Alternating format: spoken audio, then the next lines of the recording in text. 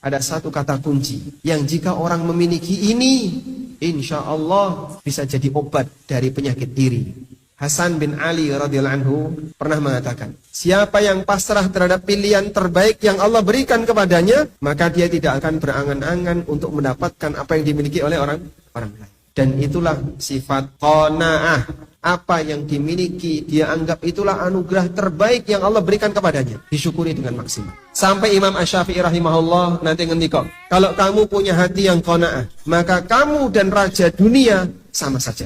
Karena orang kalau punya hati yang qanaah, dia tidak mengharapkan apa yang ada di tangan orang lain. Melihat orang kaya, melihat orang yang punya jabatan, santai saja dia.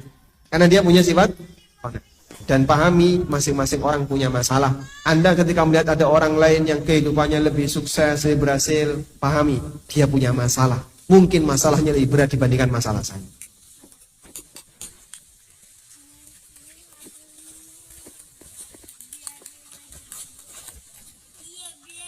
Sering berdoa kepada Allah agar Allah jadikan hati kita senang ilmu. Karena tidak semua orang hatinya senang dengan ilmu. Selera orang kan bermacam-macamnya, berbeda. Ada orang senang makanan, ada orang senang mainan, ada orang senang A, senang B, senang C. Hati yang senang seperti ini siapa sih yang mengendalikan? Allah Ta'ala. Nabi SAW mengatakan, Inna qulubal ibad baina asabi'ir rahman. Sesungguhnya hati hamba itu di antara dua jari ar-Rahman. Yuqallibu kaifa sya'. Dan Allah membolak-balikkan sesuai dengan apa yang dia kehendaki. Jadi berdoa, ya Allah jadikan hatiku senang ilmu, jadikan hatiku senang ilmu. Nah saat mendengar ilmu itu terasa nikmat. Mendengar ayat bukan karena lagunya, tapi karena kandungannya. Sehingga ketika menemukan ayat yang kok kandungannya ini, maksudnya apa sih? Saya nggak ngerti. Rasa penasarannya muncul. Kalau rasa penasarannya muncul, dia akan ngejar. Makanya orang ketika mendapatkan satu hadis yang baru, terus dia merasa senang, dia akan kejar hadis itu. Contoh yang lainnya, misalnya Bapak diajari doa, sini tak ajari doa. Ini doa biar kamu perkasa. Dan kita butuh doa itu. Dihafalin nggak? Dihafalin.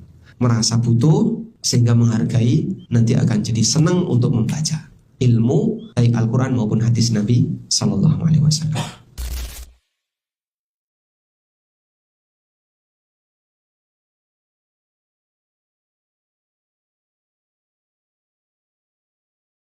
Kita memahami bahwa melewati orang yang sedang salat, lewat di depan orang yang sedang salat itu dosa besar. Seperti apa ukuran dosa besarnya? Nabi Sallallahu Alaihi Wasallam memberikan gambaran. Andaikan orang yang melewati di depan orang yang salat tahu betapa besarnya ancamannya, niscaya dia lebih memilih untuk diam selama 40 hari daripada harus melewati orang itu.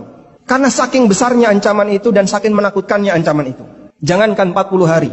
Petugas keamanan yang dia berdiri selama 8 jam itu pun harus ada istirahatnya. Apalagi selama 40 hari.